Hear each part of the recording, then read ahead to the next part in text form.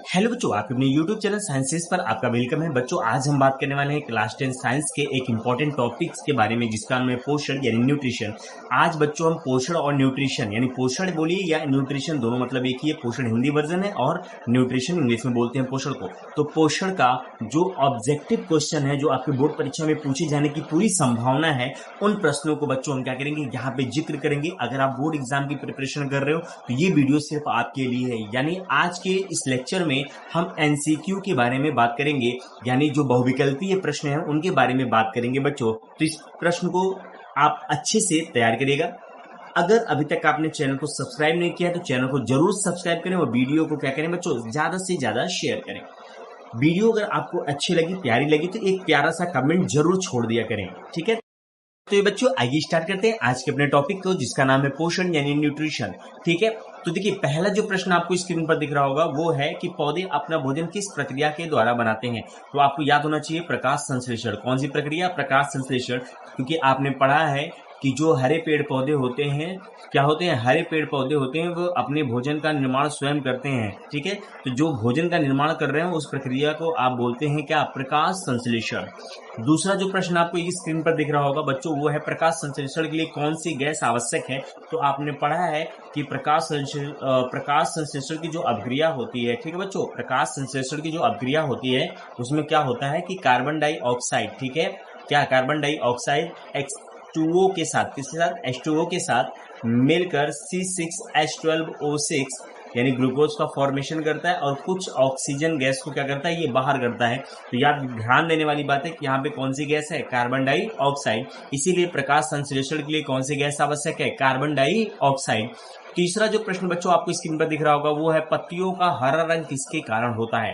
ठीक है बच्चों, पत्तियों का रंग जो होता है वो हरा होता है, किसके कारण होता है? तो देखिए, हीमोग्लोबिन जो होता है वो मनुष्य के रक्त में पाया जाता है, जिसके कारण मनुष्य का रक्त कैसा होता है? लाल होता है। कैरोटीन जो होता है वो प्लांट्स में पिगमेंट के फॉर्म में पाया जाता है। मिलेनिन जो होता है वो हमारे शरीर के कलर को डिसाइड करता है, यानी मिलेनिन जो होगा, आप कितने गोरे होंगे कितने काले होंगे ये डिसाइड करता है।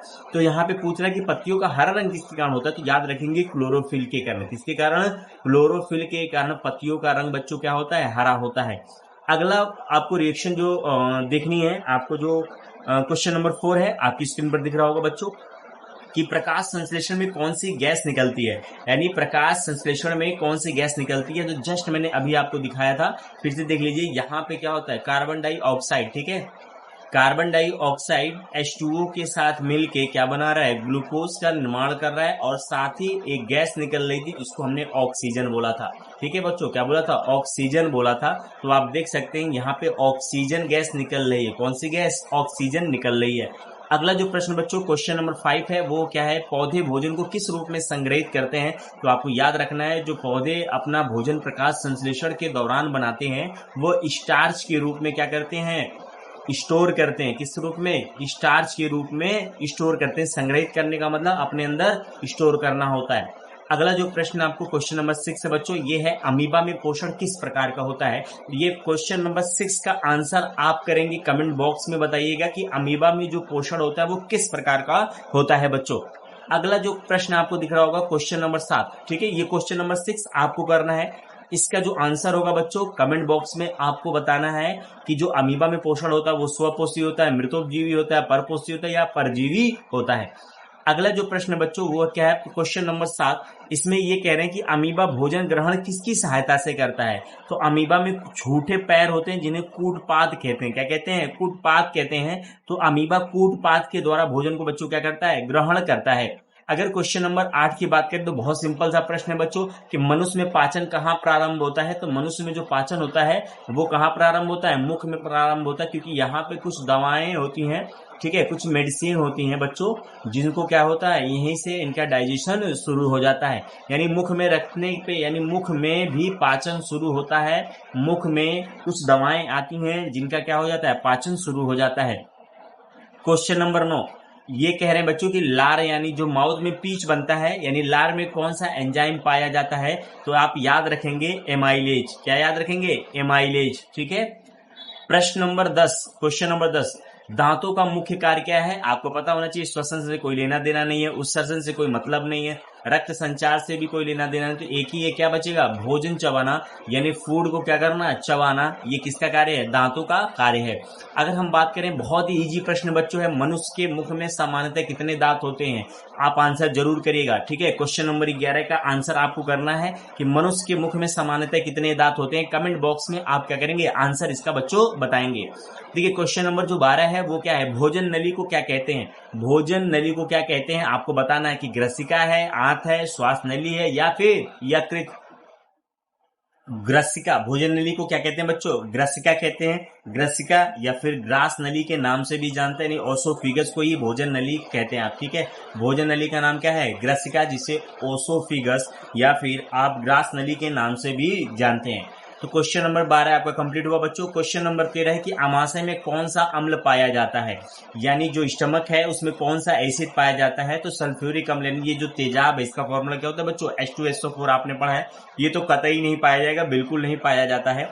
अगर नाइट्रिक अम्ल की बात करें, HNO3, ये भी नहीं पाया जाता है। एसिटिक अम्ल CH3COOH, ये भी सिरका का होता है बच्चों, ये भी नहीं पाया जाता है। तो बचा एक ही हाइड्रोक्लोरिक अम्ल यानी HCl, यही बच्चों क्या होता है, हमारे अमाशय में पाया जाता है। क्वेश्चन नंबर जो 14 बच्चों वो क्या है, पेप्सिन किसका पाचन करता है? पी से पेप्सिन और पी से प्रोटीन। याद रखेंगे, पेप्सिन का पाचन कौन करता है बच्चों, प्रोटीन करता है। सॉरी, पेप्सिन किसका पाचन करता है, प्रोटीन का करता है, ठीक है। यानी प्रोटीन को डाइजेस्ट करने के लिए किसकी आवश्यकता पड़ती है, पेप्सिन की आवश्यकता पड़ती है। क्वेश्चन नंबर 15 आपको स्क्रीन पर बच्चों दिख रहा होगा कि मानव शरीर की सबसे बड़ी ग्रंथि कौन सी है? तो आप भूलिएगा मत, यकृत यानी लीवर जो होती है वो सबसे बड़ी ग्रंथि होती है, जिसका वेट 1 से लेके 1.5 किलोग्राम तक हो सकता है बच्चों, ठीक है। पिट्यूटरी जो होती है, इनका दूसरा काम होता है, थायराइड का दूसरा काम, अग्नाशय का भी दूसरा काम। ये यहाँ पे फंक्शन के आधार पर तीनों लिखी गई है, लेकिन अगर हम सबसे बड़ी ग्रंथि की बात करें तो यकृत की बात कर सकते हैं, ठीक है। अगर बच्चों बाइल जूस की बात करें, क्वेश्चन नंबर 16 ये कह रहे हैं कि पित्र रस कहाँ बनता है? पित्र रस का मतलब बाइल जूस कहाँ बनता है? तो यकृत में यानी लीवर में बनता है बच्चों। प्रश्न नंबर 17, क्वेश्चन नंबर 17 ये कह रहे हैं कि पित्तरस किसका पाचन करने में सहायता करता है? तो याद रखिए, लीवर में यानी यकृत में पित्तरस बनता है, और पित्तरस किसका पाचन करता है? वसा यानी फैट का डाइजेशन करने के लिए किसकी आवश्यकता पड़ती है? बाइल जूस यानी पित्तरस की आवश्यकता पड़ती है। क्वेश्चन नंबर 18 बच्चों की अग्नाशय से कौन सा रस निकलता है? तो ये अग्नाशयी रस निकलता है, ठीक है। कौन सा रस? अग्नाशयी रस निकलता है। याद रखेंगे, लार माउथ में बनता है, पित्तरस कहाँ बनता है? लीवर में बनता है। तो अग्नाशयी रस कहाँ बनेगा? अग्नाशय में बनेगा। पाचन का अधिकांश भाग कहाँ होता है, यानी जो भोजन आप करते हो वो अधिकतर कहाँ पचता है? तो छोटी आंत में ही पचता है बच्चों। कहाँ पचता है? छोटी आंत में पचता है। अमाशय क्या करता है? भोजन को 4 से 5 घंटे तक अपने पास रखता है, ठीक है। अगर हम मुख की बात करें, मुख, ठीक है, कौन से मुख की अगर हम बात करें तो मुख में भोजन क्या करता है? चबाया जाता है। यहाँ पे ये मुख नहीं है, ये बड़ी आंत है, ठीक है बच्चों। याद रखेंगे, ये चौथा ऑप्शन जो है वो बड़ी आंत है। तो आप याद रखेंगे कि मुख में, ठीक है, भोजन क्या होता है? चबाया जाता है। अमाशय में कुछ देर के लिए स्टोर किया जाता है। और पाचन कहाँ होता है? छोटी आंत में होता है। क्या किसी भी छोटी क्या बड़ी आंत में पाचन नहीं होता? होता है, लेकिन भोजन का अधिकांश, क्वेश्चन समझिएगा, अधिकांश भाग कहाँ पाचित होता है? छोटी आंत में। क्लियर है?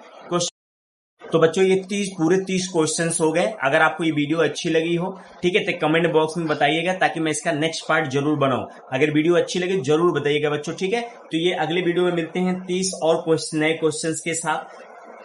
तब तक के लिए धन्यवाद। चैनल को सब्सक्राइब करना ना भूलें और वीडियो को ज्यादा से ज्यादा शेयर